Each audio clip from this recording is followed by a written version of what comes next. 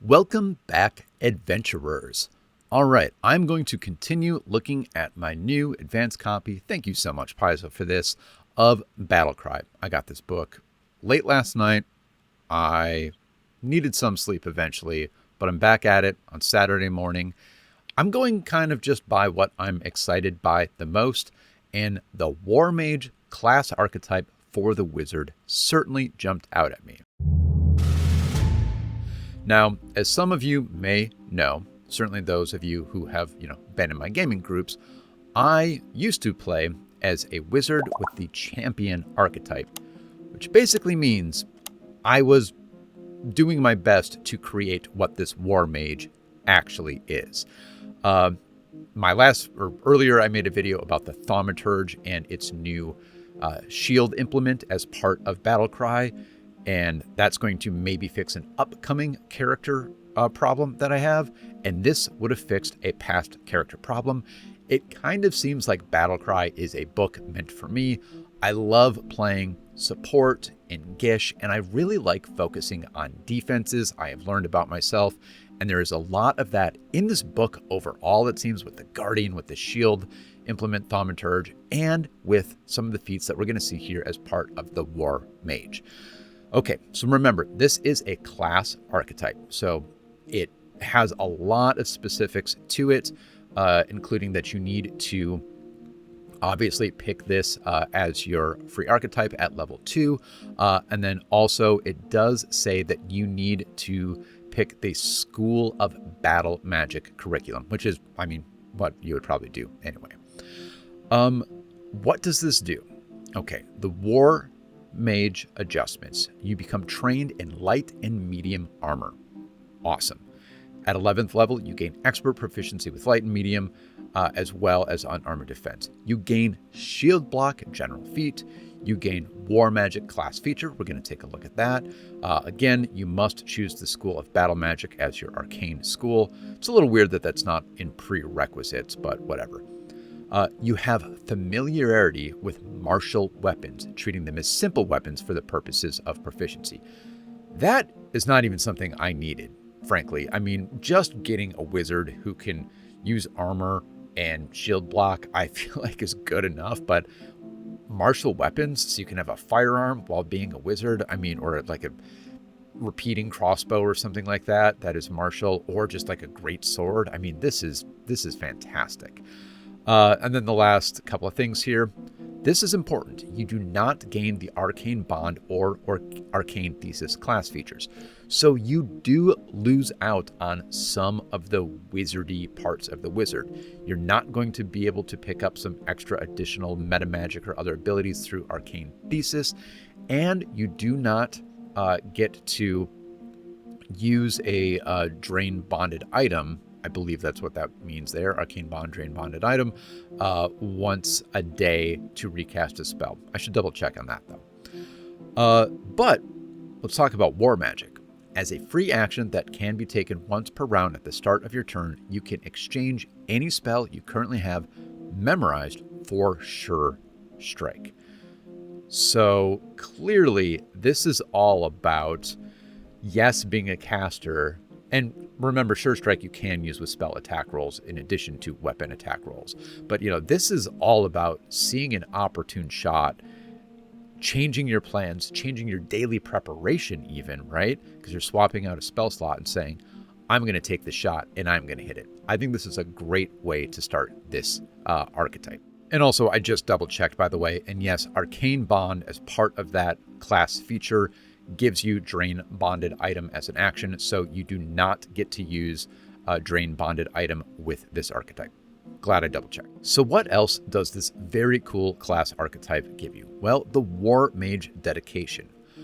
So you are particularly effective at disrupting enemy formations. Battlefield control. Here we go. When you cast a non-cantrip spell that deals damage in an area, choose a number of targets equal to your intelligence modifier, which should be +4, you're a wizard, who failed their saving throw against the effect. Move each one up to 10 feet from their original position after they take damage and any other effects from the spell. This is so cool. So you get to blast people in an area and completely scatter them, disrupt them, move them around. I love this. Some other things as you go up, a lot of protection and kind of helping your allies is what I see. Mage's field dressing. You do need battle medicine as a prerequisite, and it is has the requirements. Your previous action was to cast a spell from a wizard spell slot, and the spell affected an ally within 60 feet. So it has to be after you affect, probably like runic weapon or something like that on an ally.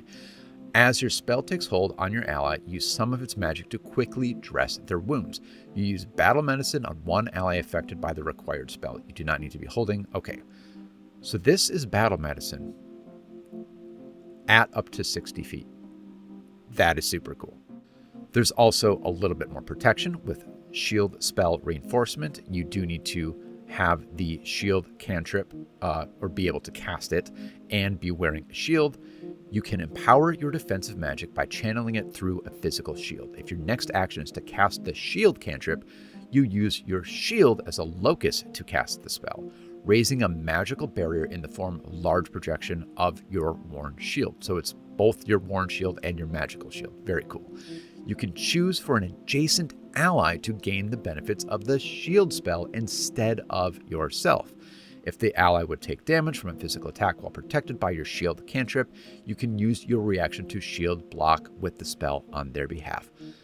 Protecting your allies is a big feature of this War Mage. I love this. This is just like, this was written for me, it seems. Some of the other things here, you have Siege Ritualist, which, yes, there are siege weapons now in Siege rituals, and you're better at doing them as a War Mage. Arcana of Iron is cool. This works in conjunction with Bespell Strikes. Remember, with Bespell Strikes, you get to channel a little bit of latent energy from your last cast spell into a weapon strike. And what this does is you eschew wands and staves for more advanced weaponry. You become trained in advanced weapons. Awesome start. Then this also helps you move to expert later if you would like. And then the extra damage you deal with Bespell Strike increases to 1d8. It's normally 1d6. Adding 1d8 force damage to a weapon strike is awesome. And then to start closing things out, Intimidating Spell. If the next action you use is to cast a spell that deals damage in an area, any target who fails their saving throw is also Frightened 1 or Frightened 2 on a critical failure. And I believe this would work in conjunction with what we looked at earlier, where you get to reposition a creature who fails a saving throw on an area of effect spell. So this is an incredible combination of abilities. And now some more protective and shield-based stuff. Shielding Formation. You gain the Shielding Formation focus spell. This is incredible. You conjure magical shields of force to protect your allies around you. You and each ally who ends their turn within this 30-foot emanation sustained up to 1 minute gain a +1 circumstance bonus to AC until they leave the emanation or the spell ends. So a lot like protective wards, except 30 feet to begin with. And then also, it does even more. If an ally takes physical damage or damage from a spell or magical effect while being granted this bonus, they can choose to end the bonus for themselves as a free action to gain resistance 10 to all damage against the triggering damage. If they do, they become temporarily immune. So they can kind of choose to shield block here. This also says it is a free action. It's not a reaction for them. So in theory, I think if they had a shield up, right, and they were in this area, they could use a free action to use Shielding Formation to block damage, and then they could also use their shield block with their shield as a reaction to block even more damage. I love to see this. And the last two feats here, starting with Secrets of Steel, you gain critical specialization when you are using Bespell Strikes. I think that's basically what it comes down to.